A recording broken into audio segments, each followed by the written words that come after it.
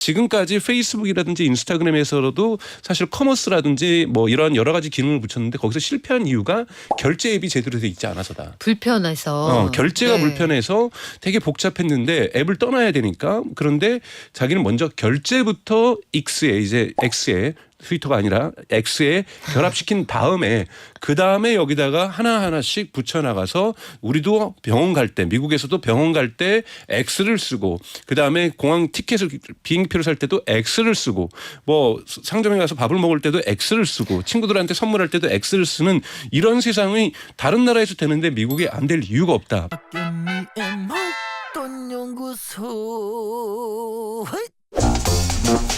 우리가 새로 식당이 개업하면 호기심에라도 한번 가보잖아요.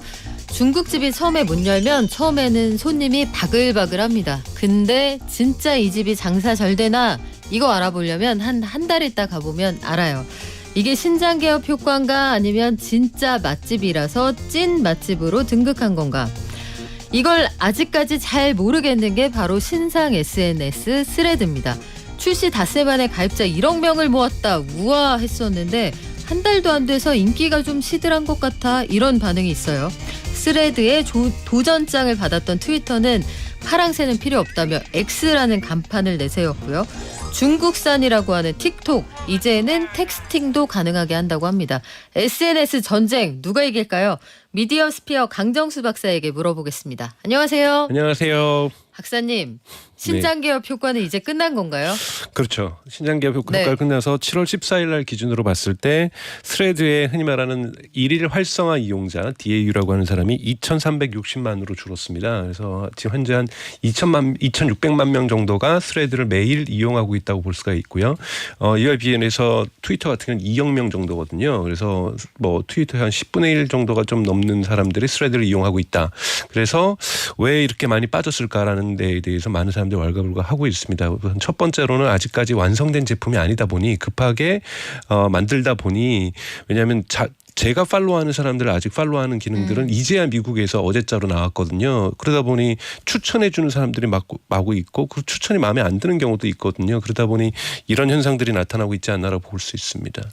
아직까지 좀 제품이 완성품이 아니다. 네네네. 그러니까 2,300만 명이 결합하는 것도 그 데일리 그러니까 일일 활성화 이용자 규모도 작은 것도 문제지만 이분들의 평균 참여 시간 한 번 켰을 때 하루에 6분밖에 안 돼요.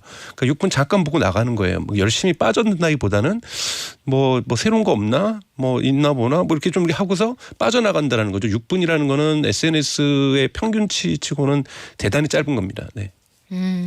그래요. 저도 그 출시하자마자 이제 가입을 했는데 3번밖에 안 갔어요. 그래서 이용자가 그래서 우리가 처음에 출시될 때 얘기했었잖아요. 클럽하우스처럼 음속으로 사람들을 모았다가 광속으로 사람들이 빠져나가는 거 아니냐. 그렇게 하기에는 조금 그럴 가능성이 그렇게 뭐 없는 건 아니지만 그렇게 강하지 않은 이유는 인스타그램 연동 때문입니다. 이 기본적으로 스레드는 인스타그램에 연동되어 있어서 현재는 계정 삭제 기능도 없어요. 그리고 인스타그램에서 계속 메시지를 줍니다. 스레드에 새로운 것이 올라온다라고 해서 계속해서 스레드로 유도하기 때문에 인스타그램에 연동되어 있는 서비스이기 때문에 쉽게 빠져나가지는 못할 거고 계속해서 기능을 업그레이드한다라면 사실 여기도 목표가 처음부터 1억 명이 흔히 말하는 일일 활성화 이용자가 1억 명, 2억 명 막 이렇게 해서 트위터를 진짜 완전히 넘어선다. 한 달 만에 이런 것까지 기대는 하지 않았다고 거기 CEO도 얘기를 하고 있거든요. 그래서 이제부터는 천천히 다져나가겠다. 가입자 수는 늘려놨고 아직 일일 활성화 숫자는 많지 않지만 그래도 2,300만이면 나쁘지 않다. 나쁘지 않다라는 입장으로 가지고면서 천천히 키워나갈 거라고 이제 판단이 듭니다. 그러면 박사님이 보시기에도 괜찮을 것 같아요? 사실은 스레드의 단점은 명확하고요. 오히려 저는 틱톡의 텍스팅 서비스가 더 잘 될 거라고 보고 있어요.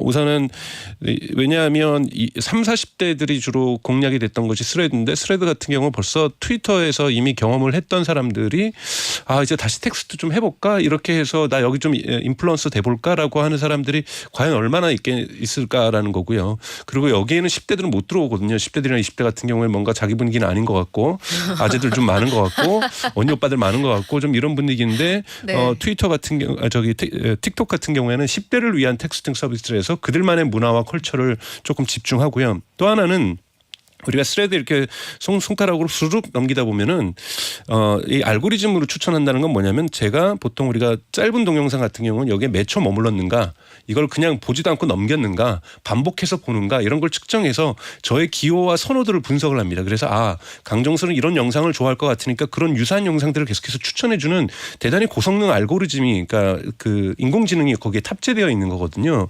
근데 이 스레드는 텍스트가 짧은 것도 있고 긴 것도 있기 때문에 잘못 이렇게 넘기다 보면은 제가 좋아할 수도 있을 뻔했던 것들도 함께 넘어가 버린다는 거죠. 그러니까 저의 기호도가 정확하게 판단되지 않을 가능성이 높습니다만 이번에 틱톡에서 냈던 그 텍스팅 서비스의 이렇게 사전 모델을 제가 봤는데 한 화면에 한 트윗 일종의 트위터로 치면 한 트윗밖에 한 포스트밖에 못 올려요. 다 영상 넘기듯이 이렇게 손가락으로 하나씩 넘겨줘야 되는 거죠. 그리고 네. 거기에 백그라운드 음악까지도 깔 수 있어요. 그러다 보니까 음악에 대한 취향이라든지 이 텍스트 메시지에 대한 정확한 취향을 좀 더 정확하게 읽을 수가 있기 때문에 추천의 정확도가 높을 가능성이 높다. 이런 부분에서 이런 부분도 역시 이런 알고리즘의 경험이 있는 틱톡이 훨씬 더 낫겠구나라는 생각이 들어서요. 이런 그러니까 추천의 정확도가 대단히 중요하거든요. 왜냐하면 제가 팔로우하는 사람들만 보는 것이 아니라 알고리즘 기계가 추천해 주는 것을 함께 봐야 되는 상황에서는 만족도가 높아야 되는데 스레드라든지 트위터는 만족도가 좀 떨어지고 있는 문제가 있고 틱톡은 워낙 만족도가 높았던 걸로 유명해서 거기는 체류 시간이 평균 미국 같은 경우는 54분입니다. 와. 지금 저기 유튜브보다 높은 상황이거든요. 틱톡은 그냥 한번 들어갔다 하면은 시간 도둑이네요. 그렇죠. 못 빠져나오는 거죠. 그래서 저도 틱톡 잘 안 들어가거든요. 들어가면 정말로 저 스스로도 뭐지 내가 이렇게 1시간씩 보고 있나 30분씩 보고 있나 이런 네. 깜짝깜짝 놀라거든요. 거의 굴비급인데요. 그래서 굴비급. 이 부분이 이제 네. 인공지능의 성능과 그러니까 작동하는 방식의 차이가라고 볼 수가 있기 때문에 스레드하고 트위터하고 그다음에 틱톡으로 본다라면 틱톡은 분명하게 10대들의 취향들을 정확하게 가져올 거라고 보고 있습니다. 틱톡은 만족도가 굉장히 높다. 네. 그래서 틱톡은 왜 그 역주행의 아이콘이잖아요. 틱톡에서 이 친구들이 챌린지하는 노래로 깔렸다 하면은 그 노래가 뭐 10년 전 거든 20년 전 거든 무조건 갑자기 차트인을 하거나 네. 초등학생들이 제가 어렸을 때 듣던 노래를 다 같이 알고 그런 일이 빈번하더라고요. 그렇죠. 근데 이제 조금 그런 부분에서 세대 갈등이 있습니다. 그러니까 왜요? 그러니까 우선은 X세대, 젠지, 그러니까 G세대가 네. M세대를 밀리니얼 세대를 놀리는 데 많이 사용하거든요. 2000년대 초반에 유행했던 패션들을 자기가 보면서 어떻게 이것을 그렇게 못 입었을 수 있지? 이거를 나는 이렇게 다른 세팅을 하면은 난 훨씬 더 이렇게 힙하게 입는데. 힙하게 입을 수 있는데 이런 식으로 항상 놀려요. 그러니까 음악 같은 경우에도 어떻게 그렇게 춤을 췄지 이걸 이렇게 춤을 추면 훨씬 더 좋았을 텐데라고 놀리기 때문에 보통 밀리니얼 세대가 틱톡을 보면은 특히 미국 같은 경우에는 충격을 상처를 많이 받는다 그래요. 그래요? 네, 그것이 이제 문화적인 갈등으로까지 이렇게 해서 원래 MZ 세대라는 단어 안 쓰거든요. 미국이나 이런 데서는 특히 그렇죠. G세대가 어떻게 되게 M세대하고 싫어해요. 저를 같이 묶냐라고 이렇게 싫어하는 것처럼. 왜냐하면 M은 이미 애아빠들이거든요. 그렇죠. 네. 그러니까 이런 부분에서 G세대는 분명하게 자기만의 컬처를 가지고 있고 여기에서 M의 문화들을 소화시키면서 재해석하는 문화들과 놀이들이 좀 있고 이것이 심하게 갈 경우에는 조금 과도하게 놀린다. 이런 부분들이 존재하고 있습니다. 반면에 근데 X세대하고는 그 젠지들이 되게 가까워졌어요. 그러니까 X세대하고는 공통점도 많이 늘어나고 뭐 패션이나 노래나 동의하기 어렵다는 표정을. 이거는 X세대의 일방적인 주장 아닐까요? 젠지세대가 그걸 받아들일까요? 아닌데요. 이거는 자기 엄마 아빠 세대잖아요. 젠지하고 제가 주변 젠지하고 합의를 많이 봤는데 논란의 대상이기 때문에 게시판에 의견들 올려주십시오. 네. 그래요. 머스크 얘기도 좀 해볼게요. 네. 일론 머스크는 2006년 출시 이후에 트위터의 상징이었던 파랑새를 날려보냈어요. 네, 날렸습니다. 마케팅 전문가나 브랜딩 전문가들은 이건 거의 자살행위다 이런 주장을 하는데 반면에 머스크는 아니야 두고 봐 내가 이겨. 여기다가 금융 서비스 이런 거 붙여버리면 네. 엄청 참신할 걸 네. 이렇게 얘기를 해요. 박사님 보시기엔 어때요? 저는 반반인데 이거 사실 애매한데요. 사실 해외에 거주하면서 여러분 밤 10시만 지나면 이 성인 광고가 나오잖아요. 그러면 거기서 항상 나오는 것이 마지막이 xx.com 이러는 거거든요. 그러니까 이 x가 상징하는 것이 지금 네. 전문가들이 비판하는 경우에 이 음란 사이트의 상징적인 표현이 x라는 거예요. xx.com 이런 네. 부분들 정말 많거든요. 뭐 이런 부분에서 어떻게 여기다가 x라는 걸 쓸 수 있느냐라는 부분에서 직원들의 반란도 많고 지금 전문가들도 많고요. 사실은 이 일론 머스크가 한번 2010년에 이런 꿈이 있어 페이팔을 그때 창업을 합니다. 피터 튀라고 이런 사람이 하는데 일론 머스크는 끝까지 페이팔이라는 단어를 쓰지 않고 x닷컴이라고 쓰자 그때도. 이게 했는데 2010년에 그때 통합된 페이팔의 CEO였어요. 그때 이제 뭐 첫 번째 부인과 두 번째 부인하고 신혼여행을 2주간 갔다 옵니다. 2주간 갔다 온 사이에 반란이 쿠데타가 일어나는 거예요. 피터 틸에 의해서. 그래서 피터 틸이 일론 머스크를 CEO에서 물러나게 하고 자기가 CEO가 된 다음에 회사 이름을 페이팔로 한 다음에 법원에 등록을 해버려요. 그래서 x닷컴이었는데 원래. 네. 그래서 그때 대단히 일론 머스크가 원통해하면서 회사를 그만두고 나옵니다. 그만두고 나오면서 이제 사실 테슬라라든지 이런 쪽에 창업으로 가게 되거든요. 그러면서 상처를 받으면서 왜 익스닷컴이 싫은지 이거를 자꾸 음란 사이트로 이해하는 이 사람들이 문제다. 그러면서 익스가 상징하는 거대한 꿈 이런 것들을 자기는 계속해서 간직하겠다 그래서 트위터를 구매하는 작년 10월에 이미 익스닷컴을 돈을 비싼 돈을 주고 사갖고 옵니다. 근데 그 X라는 걸 MS 등등 되게 많은 곳에서 이미 상표 등록을 해놔서 네, 이거는 100% 소송에 간다고 하는데요. 네, 그래서 상표 등록상으로도 문제가 있는데요. 근데 이제 서비스를 X로 쓸 수 있고 다른 회사도 그럼 X를 쓸 수가 있는 거기 때문에 상표 등록상으로는 여기다 변형을 하겠죠. X 코퍼레이션이라든지 X 홀딩스라든지 이런 연관적인 단어를 써서 법인명은 정할 거라고 보고요. 상표 이름도 정하고 이 부분을 아주 작게 표현할 거라고 저는 보고 있어요. 그래서 익스포저라든지 뭐 이렇게 앞뒤에 단어를 붙여가지고 이렇게 할 수는 있는데요. 이 익스에서는 이제 이 일론 머스크가 생각하는 건 뭐냐면 정말 익스를 좋아하거든요. 자기의 아들 중에 한 명도 익스고, 그러니까 애 이름도 진짜 익스로 질 정도로 익스를 되게 좋아하는데 익스가 확장성이 있다라고 생각을 하는 거예요. 그래서 익스 사람들이 표현하면 뭐냐? 자기는 이것을 만능 앱, 슈퍼 앱으로 만들겠다. 여기서 일론 머스크가 자주 언급했던 슈퍼 앱이 뭐냐면 위챗이에요. 중국의 위챗. 중국의 위챗은 모방한 것이 사실은 카카오톡이라고 볼 수가 있거든요. 예를 들면은 위챗으로는 친구들에게 생일 되면 선물할 수도 있고, 그다음에 병원 예약도 할 수 있고, 미용실 예약도 할 수 네. 있고, 공항 비행기 티켓도 끊을 수 있고, 정말 모든 걸 다 할 수가 있거든요. 관공서에 세금 납부도 할 수 있고, 이런 부분이 위챗인데 왜 미국에는 이런 것이 없고 유럽에는 없느냐? 그래서 가장 먼저 도입할 것이 미국에는 여러분 간편 결제가 잘 안 돼 있습니다. 한국은 간편 결제가 많이 돼 있는데 그래서 간편 결제 시스템인 페이팔을 모바일로 데리고 와서 트위터를 통해서 간편 결제 시스템으로 애플페이에 대항하겠다.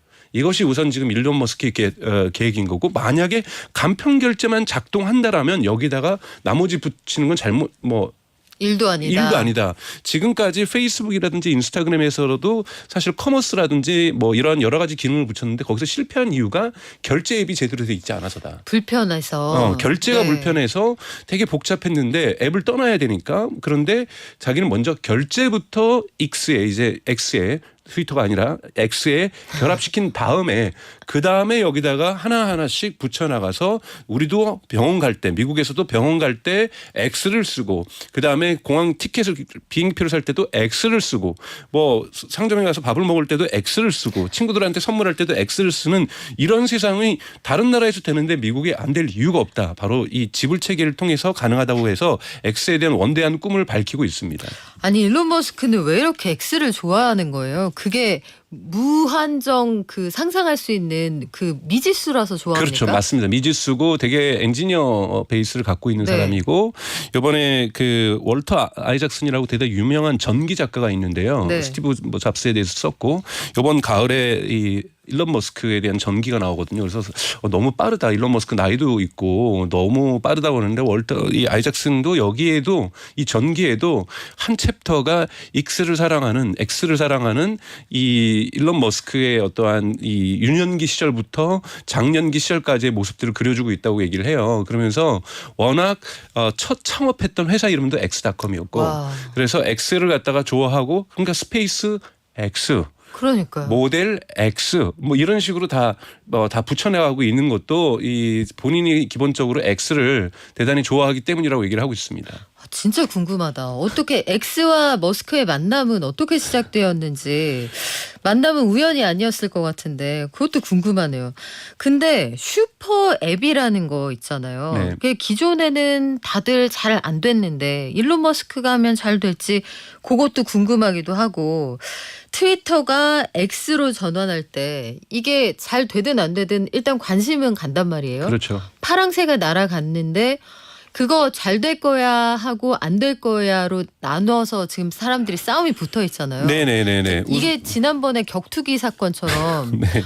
싸운다고 해놓고 슬그머니 그 파이트는 안 하는 것처럼 그냥 조용해졌는데 네. 이게 그냥 어그로 전략만으로도 가치가 있는 거예요. 어그로 전략만으로도 가치가 있지만 어그로 전략 이상으로 나갈 거라고 보고 있습니다. 저는 우선은 첫 번째 이용자들은 되게 반발하고 있어요. 트위터를 오랫동안 사용했던 사람들은 이 새에 대한 파랑새에 대한 애정이 되게 크거든요. 뭐 파랑새가 고래를 이렇게 막 들고 날아다니면 파랑새 수백 마리가 서버가 다운됐지만 언젠가는 우리 모두가 힘을 합쳐서 이 지금 서버가 느려지고 있는 걸 해결할 거야. 문제를 해결할 거야. 흔히 말하는 이 인터넷이 갖고 있는 만인들의 참여에 의해서 새로운 문화를 만들어 나간다. 이 참여의 문화를 상징하는 것이 이 작은 파랑새가 자기 혼자의 힘은 약하지만 많이 합쳐가지고 있는데 뭔가 X는 그것 자체가 거대한 슈퍼파워 같다는 느낌을 주거든요. 그러니까 뭔가 우리를 지배하려는 것 같고 그래서 지금 이용자들 같은 경우에는 대단히 크게 반발을 하고 있습니다만 문제는 정말로 미국이나 유럽에 특히 미국하고 유럽에서 강한 게 트위터이기 때문에 한국은 대단히 제한적이고 네. 일본에서 좀 강하죠.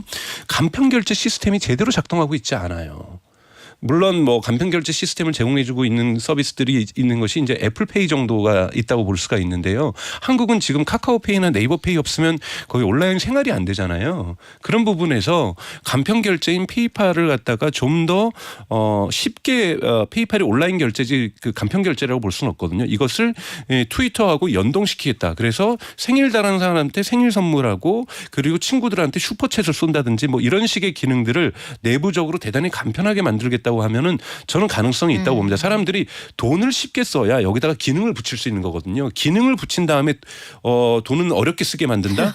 그러면 이것들이 기능에 대한 그 효과가 그러니까 사람들이 거기서 굳이 네. 거기다 그것을 써야 될 이유를 못 찾게 되는 거거든요. 그래서 지금까지는 접근이 미국의 서비스들이 먼저 기능을 제공하고 그 다음에 돈 지불 체계를 쉬운 지불 체계를 제공해 주려고 애썼다라면 이제는 쉬운 지불 체계부터 통합시킨 다음에 서비스를 늘려나간다라면 저는 굳이 뭐 슈퍼 앱이 꼭 모든 국민들이 이용하는 카카오톡 같이 같은 게 아니라 그래도 2억 명이 매일매일 사용하고 있는 2억 명이 그중에 한 반이 1억 명만 사용해도 네. 이거는 작지 않은 성공으로 평가할 수 있다는 면에서 일론 머스크가 슈퍼앱을 한다라는 것은 지금 특히 광고 매출이 50%까지 줄어들고 있는 트위터에게는 유일한 매출을 좀 상승시킬 수 있는 여지가 있는 업사이드 시킬 수 있는 유일한 여지가 아닌가라고 저는 생각하고 있습니다. 근데 이 와중에 SNS들은 어떻게든 살아남아 보겠다고 생존 전략을 짜고 있지만 미국에서는 그 주력 고객층인 10대들이 SNS 못 쓰게 했으면 좋겠다. 지역 교육청 한 200여 곳이 소송을 걸었잖아요. 그렇죠. 정말 시간들이 지나가면서 사람들이 처음에는 SNS가 가지고 있는 긍정성, 소통한다라는 것, 그리고 내가 모르는 지식을 알게 된다라는 것, 내가 모르고 있는 정보를 알고 있다라는 것, 그리고 흔히 말하는 브레이킹 뉴스라고 하는 긴급 속보가 확산되게 한다는 것, 그리고 사회적인 순기능들을 많이 이야기를 했던 거죠. 근데 처음으로 이제 역기능이 나온 것은 2016년 미국 대선에서 처음으로 우리나라도 유튜브가 마찬가지지만 정치적으로 극단적인 세력들이 만들어지면서 확증 편향들이 발생하기 네. 시작하면서 이 부분에 대한 우려들이 있었는데 특히 아까 말씀드렸던 틱톡 같은 경우는 한 번 들어가면 54분을 봐요. 그러니까 54분이 평균이라는 거는 2시간씩 보고 3시간씩 보고 있거든요. 물론 틱톡에서는 그러니까 30분마다 알람을 줘요. 너 본 지 30분 됐어? 뭐 끊으라는 얘기겠죠. 근데 누가 30분 됐어라고 온다고 해서 나 이제 틱톡을 그만해야지 이게 안 되거든요. 그러니까 대단히 과몰입되고 있는 현상들이 게임하고 유사하게 발생하다 보니 학부모들의 걱정들이 있는 거죠. 학부모들이 게임을 2시간 3시간 하면 화를 내는데 뭐 틱톡을 1시간 2시간 3시간 하는데 굳이 화낼 필요는 있을까 하는데 애가 보니까 에브리데이 홀리데이 맨날 틱톡 2시간씩 보고 있는 거예요. 그리고 그것도 문제가 됐잖아요. 그 예컨대 기아차 훔치는 방법 혹은 기절체 챌린지 이런 것들이 문제가 되지 않았습니까? 그러니까 사회적으로 좀 네. 이제 기절 챌린지라든지 뭐 자동차를 훔치는 방법이라든지 조금 흔히 말하는 긍정적인 어떠한 바이럴이 아니라 부정적인 효과에 대한 바이럴이 있다라고 얘기할 수 있는 사실은 그런 거는 꼭 틱톡이 아니더라도 트위터에도 존재하는 거고 다크웹이라고 해서 네. 좀 음성적인 곳에는 다 그런 노하우들이 있는데 공개적으로 틱톡처럼 이렇게 바이럴 효과가 대단히 큰 이러한 구조농보 효과가 큰 곳에서 그런 것이 나왔던 거에 대해서는 우려는 있지만 단순히 그보다는 오히려 과몰입 네. 시간을 너무 많이 쓰면서 사실은 하루에 인간이 인터넷 쓸 수 있는 것은 보통 7시간 정도로 제한되어 있는데 그 시간의 대부분을 거기서 보내고 있다는 것이 부모들의 걱정이 아닐까라고 생각이 듭니다. 그러면 소송하고 그러면은 업황에 문제가 생기지는 않을까요? 있겠죠. 있겠지만 그런 걸로써 당연하게 소송이 있다고 해서 쉽게 이기기는 어려울 거라고 보고 있어요. 한 번도 그런 소송들이 이겨가지고 정치적으로 틱톡 사용을 금지해라. 예를 들면 지금 틱톡 사용을 금지한 논의는 정치적으로 좀 이것을 압박하기 위해서 그랬던 거지. 이러한 이용자의 절대적인 선택권이 있는 이용자 개인의 그것을 사용 제한하는 것은 마치 금주령하고 같은 거기 때문에 쉽지 않습니다. 그래요. 앞으로 상황 지켜볼게요. 지금까지 미디어 스피어의 강정수 박사였습니다. 고맙습니다. 고맙습니다.